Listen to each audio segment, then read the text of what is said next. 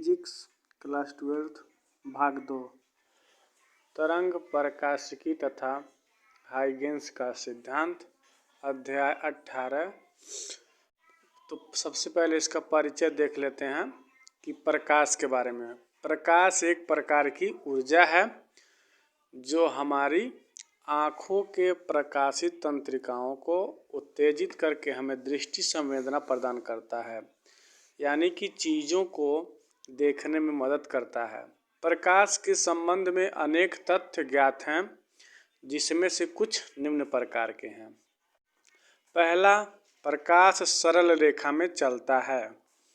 दूसरा है प्रकाश निर्वात में चलता है। तीसरा, प्रकाश में परावर्तन होता है। चौथा है प्रकाश में अपवर्तन होता है। पांचवा, प्रकाश में विक्षेपण होता है। प्रकाश में व्यतिकरण होता है। प्रकाश में विवर्तन होता है। प्रकाश में ध्रुवण होता है। प्रकाश पदार्थ से इलेक्ट्रॉन उत्सर्जित कर सकता है। इन तथ्यों की व्याख्या करने के लिए विभिन्न सिद्धांत प्रस्तुत किए गए। इनमें न्यूटन का कौणिका सिद्धांत तथा हाइगेंस का तरंग सिद्धांत उल्लेखनीय है। उसे अध्याय में हम हाइगेंस का तरंग का सिद्धांत अध्ययन करेंगे। तो जो सबसे इम्पोर्टेंट है वो है हाइगेंस का तरंग सिद्धांत। तो हाइगेंस एक वैज्ञानिक थे जिन्होंने यह बताया है कि जो प्रकाश होता है तरंग के रूप में चलता है। यह तरंगे प्रकाश स्रोत से निकलकर सभी दिशाओं में प्रकाश की चाल से चलती हैं। तरंगों को चलने के लिए माध्यम की आवश्यकता होती है, यानी कि उसके लिए वायु हो सकता है, जल हो सकता है, ऐसे कुछ माध्यम की आवश्यकता होती है। तब हाइगेंस ने एक सर्वव्यापी माध्यम ईथर की कल्पना की। यह सभी पदार्थ में प्रवेश कर सकता है। जो हाइगेंस वैज्ञानिक थे उन्होंने माना कि जो ईथर है वो क्या कर सकता है, सभी पदार्थों में प्रवेश कर सकता है, जा सकता है, और प्रकाश तरंग के संरक्षण के लिए आवश्यक सभी गुण होते हैं। और हाइगेंस का द्वितीय तरंग सिद्धांत। हाइगेंस में किसी माध्यम में तरंगों के संरक्षण के संबंध में एक सिद्धांत प्रतिपादित किया, जिससे हाइगेंस का द्वितीय तरंगिकाओं का सिद्धांत कहते हैं। इसके लिए हाइगेंस ने निम्नलिखित परिकल्पनाएं की। जबकि माध्यम में स्थित तरंगाग्र निकलती हैं जो स्रोत के चारों ओर स्थित माध्यम में कारण कंपन करने लगते हैं। माध्यम में वह पृष्ठ जिसमें स्थित सभी को कंपन की कला समान हो तरंगाग्र कहलाते हैं। यदि तरंग स्रोत बिंदु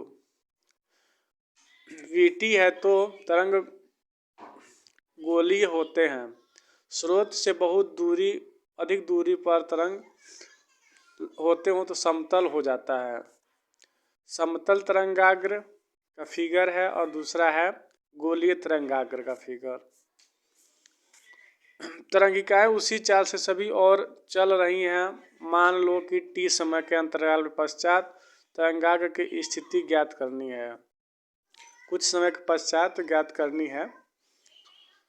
इस समय अंतराल में प्रत्येक द्वितीय तरंगिकाएं VT दूरी तय कर लेंगे। अतः हम तरंगाग्र AB पर स्थित प्रत्येक बिंदु 1, 2, 3, 4 पर VT त्रिज्या के गोले खींचते हैं, यानी कि 1, 2, 3, 4 पर हम क्या करेंगे, VT के त्रिज्या गोले खींचेंगे। इन गोलों का अनुमालोपन AB' है, यानी कि उससे वो क्या हो जाएगा, आगे बढ़ जाएंगे। यही तरंगाग्र की नई स्थिति है। ठीक है, इसी प्रकार उसके पीछे A', B' भी तरंगाग्र बनेंगे, लेकिन हाइगेंस ने पीछे के तरंगाग्र को स्वीकार नहीं किया। जो तरंगाग्र आगे बढ़ता है वही किरण कहलाता है। हाइगेंस के तरंग सिद्धांत की सफलताएं।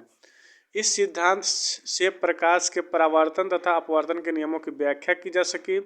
इस सिद्धांत से प्रकाश के व्यतिकरण तथा प्रकाश के विवर्तन की व्याख्या की गई। विफलताएं क्या थी इसका?